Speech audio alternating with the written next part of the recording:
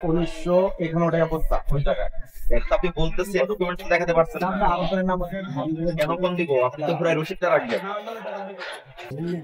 উনি তো বিক্রি করতে 47 48, আপনি তাহলে বেশি লিখে রাখবেন কেন? আপনি না বললেন ওখান থেকে আপনি নিজে কিনে নিয়ে নিজে না, ওখানে আপনার যে পার্টনার আছে ও ওখান থেকে কিনতেছে, আপনি এখান থেকে বিক্রি করতেছেন। দুইজন যৌথ ব্যবসা, সেক্ষেত্রে একটু রসিদটা তো রাখতে হবে। রাখতে নাই কেন? 2-3 দিন আগে তো পেঁয়াজের দাম একটু বেশি ছিল, আজকে তো একটু কমে আসছে। আজকে অনেক কম স্যার, এটা বিক্রি না আমাদের সেল। লস লাভ তখন হিসাব করা যাবে যখন আপনার কাছে ডকুমেন্টস থাকবে, ক্যাশ মেমো থাকবে। ক্যাশ মেমো নাই, আপনি অনুমান করে বলে দিচ্ছেন লস। আপনি কিনেছেন কত করে আমরা তো জানি না। 1951 টাকা বস্তা। ওই টাকায় আপনি বলতেছেন ডকুমেন্ট দেখাতে পারছেন না।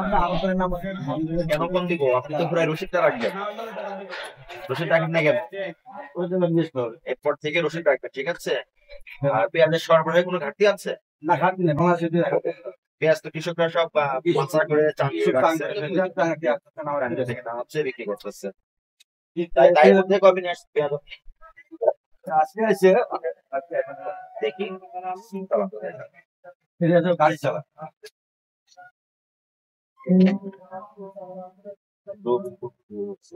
মার্কা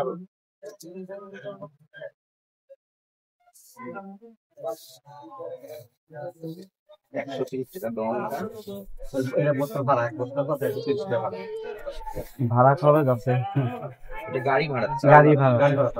পেঁয়াজ কিনেছেন সেটা এরপর থেকে আপনি রসিদটাও সংরক্ষণ করবেন, ঠিক আছে? ওখানে আপনার যে পার্টনার আছে তাকে বলে দিবেন, ওখানে উনি ক্রয় করবেন, তারপরে রসিদ থাকবে, পুরো রসিদের কপি আপনাকে পাঠিয়ে দিবে। আপনি এটা নিজের কাছে রাখবেন এবং সেই মোতাবেক আপনার অন্যান্য আনুষঙ্গিক যে খরচ আছে সেগুলো যোগ করে আপনি বিক্রয় করবেন, ঠিক আছে?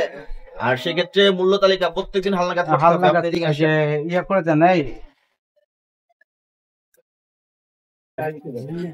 উনি তো বিক্রি করতে 47 48, আপনি তাহলে বেশি লিখে রাখবেন কেন?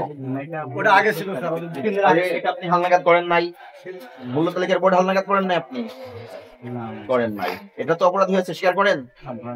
ভোক্তা অধিকার সংরক্ষণ আইনের 38 ধারা মোতাবেক মূল্য তালিকার বোর্ড সবসময় হালনাগাদ রাখতে হবে। যখন আপনি আড়ত খুলেছেন তখনই এটা হালনাগাদ করার দরকার ছিল আপনার।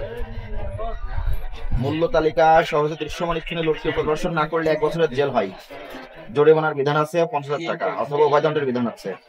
আপনার এখানে মূল্য তালিকা আপনি 2 দিন ধরে হালনাগাদ করেন নাই, 21 তারিখে যেটা করে গেছেন ওইভাবেই ডিসপ্লে করে গেছেন, সেটা সংশোধন করবেন।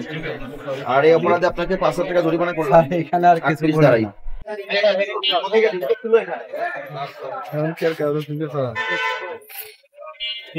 দোকানদার কই ভাই? এই দোকানদার কই? তিনি বসেই ছিল। আচ্ছা আচ্ছা স্যার, দেখলাম তো এই দোকানদার কই গেল?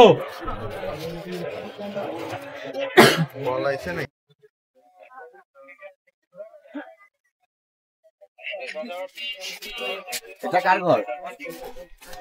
এই ঘরটা কার? গেছি গেছে এই ঘরের মালিক নাই? গেছি গিয়া কোথায় গেছে? বাসা খোলা রেখে গেছে, দায়িত্ব তো কেউ আছে? না না রাইব না যে আজকে আসবে না, বেচা কিনা নাই কত ভাইয়া আসবে তো অবশ্যই। তার বিক্রি তো হয় সকালে, পেঁয়াজ তো বিক্রি হচ্ছে সকালে, এখন একটু কম হবে। আপনাদের বেচা বিক্রি তো সব সকালে হয়ে গেছে।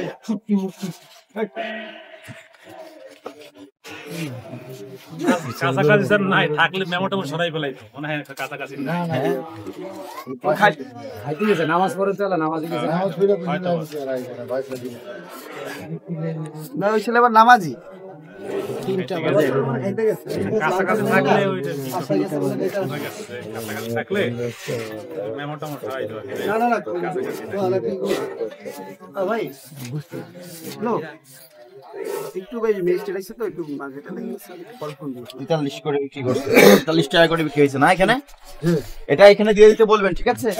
উনি আসলে উপরে তারিখ থাকবে, প্রতিষ্ঠানের নাম থাকবে, তারিখ থাকবে, মূল্য তালিকাগুলো এখানে কম দামে আমি তো বাবা আপনাকে বলি নাই, আমি আপনাকে কি বলতেছি, ওনাকে বলবেন এখানে মূল্যগুলো স্পষ্ট ভাবে লিপিবদ্ধ করে প্রদর্শন করতে হবে।